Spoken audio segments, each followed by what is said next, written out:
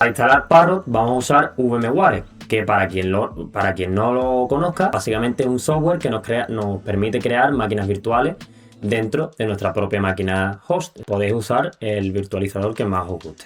En mi caso me gusta VMware, pero podéis usar VirtualBox o cualquier otro que conozcáis. En mi caso, VMware. Vale, pues nada, empezamos con la instalación. Le damos a File, New Virtual Machine, le damos a Custom.